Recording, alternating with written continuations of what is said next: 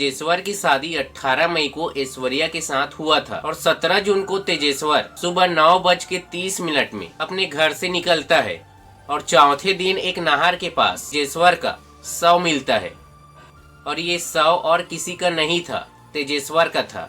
अब पुलिस को ये पता करना था कि तेजेश्वर की हत्या किसने किया है। क्या इसके पीछे उसके पत्नी का हाथ तो नहीं है, जो 18 मई को ऐश्वर्या तेजेश्वर के साथ शादी की थी, क्योंकि ये स्टोरी हॉरर खौफनाक स्टोरी होने वाला है।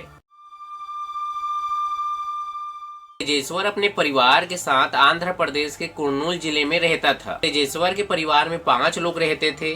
तेजेश्वर के पिता गंटा जयरामुलु, उसकी माँ शकुंतला, भाई तेजवर्धन, बहन सुषमा। तेजेश्वर अपने घर से ही भूमि सर्वेक्षण का काम करता था। अगर किसी की जमीन को नापना है या उसका मानचित्र बनाना है तो उसकी जमीन को नापने के लिए उसके साथ जाता था और खाली टाइम में छोटे छोटे बच्चों को डांस सिखाने का भी काम करता था। वहाँ के लोग उस फैमिली के साथ अच्छे से बात करते थे और बहुत लोगों का उसके घर आना जाना रहता था। उसके पास एक बाइक है और उसी बाइक से ये काम करने के लिए जाता था और लोगों के साथ अच्छे से बात करता था। अब तेजेश्वर घर में बड़ा हो गया था और उसकी मम्मी पापा ये चाहते थे कि तेजेश्वर का शादी करवाना चाहते थे। तेजेश्वर शादी के लिए तैयार था और उसकी मम्मी पापा उसके लिए लड़की देखना शुरू कर देते हैं। तो कुर्नूल जिला में एक फैमिली रहती है जिसका नाम था ऐश्वर्या। ये सुजाता की बेटी थी और उसी परिवार के साथ तेजेश्वर का शादी फिक्स होता है। एक ही बार में एक दूसरे को पसंद कर लिए थे क्योंकि लड़की अच्छी थी। 13 फरवरी 2025 को दोनों के परिवार मिलकर रिश्ता पक्का किया और 18 मई को शादी का डेट भी फिक्स हो गया। लेकिन शादी से पहले 13 मई को ऐश्वर्या अचानक घर से गायब हो जाती है। कहाँ गई है, किसको बताकर गई है, किसके घर गई है, किसी को भी पता नहीं था और पूरे 5 दिन तक ऐश्वर्या घर से गायब थी। घर के सभी लोग परेशान थे कि ऐश्वर्या कहाँ गई है और धीरे धीरे ये बात गांव में फैल गया और तेजेश्वर के परिवार को भी उस लड़की के बारे में पता चल गया कि ऐश्वर्या अचानक घर से कहीं चली गई है। ये लोग भी परेशान थे और लड़की की माँ भी परेशान थी क्योंकि 18 मई को तेजेश्वर और ऐश्वर्या की शादी होने वाली थी और वहाँ के रहने वाले लोग उस लड़की के बारे में कई किस्म के बातें कर रहे थे कि ये लड़की अच्छी नहीं थी, कि लड़की किसी के साथ भाग गई है। किसी का कहना था कि ये दहेज का मामला है और बहुत लोगों का ऐसा कहना था कि ऐश्वर्या का एक बैंक कर्मचारी के साथ अफेयर है। वहाँ के लोग ऐश्वर्या के बारे में कई किस्म की बातें कर रहे थे और जैसे ही तेजेश्वर की फैमिली को ये बात पता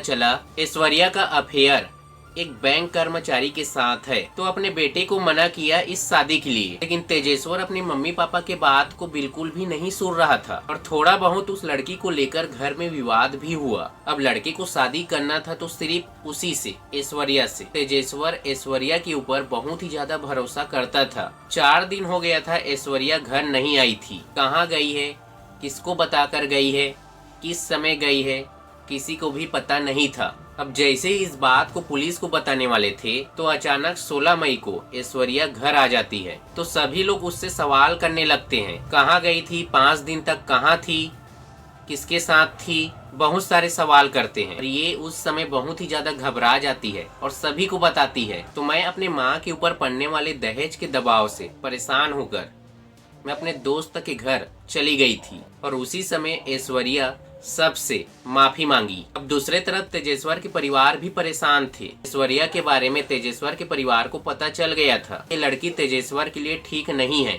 लेकिन लड़का अपने फैमिली की बात को बिल्कुल भी नहीं सुन रहा था। उसे शादी ऐश्वर्या से ही करना था। एक समय ऐसा लगा था कि सच में ये रिश्ता टूटने वाला है। फिर ऐश्वर्या तेजेश्वर को भरोसा दिलाता है, रो रो कर बोलती है कि मैं शादी करूंगी तो आपसे ही करूंगी, आपको ही मैं अपना पति बनाऊंगा, आपसे मैं बहुत ही ज्यादा प्यार करता हूँ। ऐसा लड़के को भरोसा दिलाई। लेकिन हम जैसे सोच रहे थे, मतलब उसके परिवार जैसे सोच रहे थे, वैसा बिल्कुल भी नहीं था। ये लड़की ये अपने प्लानिंग के अनुसार काम कर रही थी। बीच में ये 4 से 5 दिन गायब थी।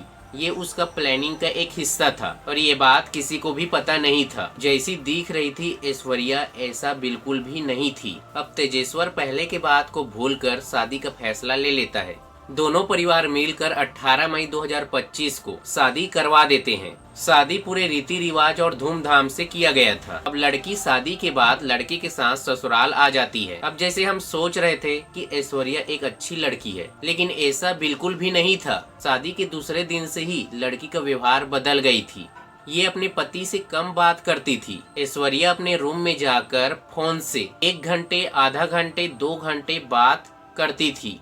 फैमिली के लोगों के साथ कम रहती थी और फोन पर किसी के साथ अकेली बात करती थी। और ये हर दिन फोन पर ऐसा ही बात करती थी। अपने पत्नी को देखकर तेजेश्वर ये महसूस किया कि घंटों घंटों तक उसकी पत्नी किसके साथ बात करती है। जब तेजेश्वर अपने पत्नी से सवाल पूछे कि उसकी पत्नी ये बताया कि मैं अपने फैमिली के साथ बात कर रही हूँ। उस समय ये अपने पति से झूठ बोल रही थी, जबकि ये एक लड़के के साथ बात कर रही थी। तेजेश्वर इस बात को अपने मम्मी पापा को बताया तो ये लोग ये बोले कि शादी के बाद थोड़ा सा समय लगता है, ऐसा बोले। अब तेजेश्वर कुछ दिनों तक अपने पत्नी को कुछ नहीं बोला, लेकिन उसका फोन पे बात करना कम नहीं हो रही थी। शादी के बाद फोन में इतना बात करती थी कि पूछो मत। इसी बात को लेकर दोनों के बीच विवाद होता है। विवाद बहुत ज्यादा बढ़ भी जाता है।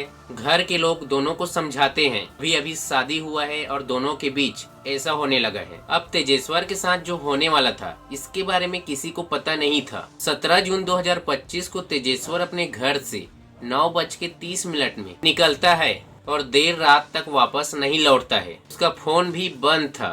घर के लोग बहुत ज्यादा परेशान होने लगे। इधर उधर देखने के लिए गए थे, लेकिन कहीं भी तेजेश्वर दिखाई नहीं दिया और पूरे गांव में ये फैल चुका था कि तेजेश्वर कहीं चला गया है और अभी तक ये घर वापस नहीं आया है। 18 जून को तेजेश्वर का भाई तेजवर्धन मैन गढ़वाल पुलिस थाना जाता है और अपने भाई के नाम का मिसिंग रिपोर्ट लिखाता है। उसके बाद पुलिस तेजेश्वर का तलाश शुरू कर देता है। 2 दिन हो गया था, तेजेश्वर के बारे में पुलिस को अभी भी पता नहीं चला था। इधर उधर देखने के बाद भी तेजेश्वर कहीं भी दिखाई नहीं दे रहा था। अलग अलग जगहों पर जाकर पुलिस सीसीटीवी कैमरा का फुटेज चेक किया, उसके बाद भी पता नहीं चल रहा था। और 21 जून को पुलिस को सुगली मेट्टा के पास एक नहर है और उसी नहर के पास तेजेश्वर का शव एक रस्सी से बंधा हुआ, कई सारे निशान उसके शरीर पर लगा हुआ था। उसके अलग अलग जगहों पर डैमेज किया गया था। इस शव को देखकर ऐसा लग रहा था कि ये नॉर्मल नहीं है, ये किसी का प्लानिंग था जो पहले से ही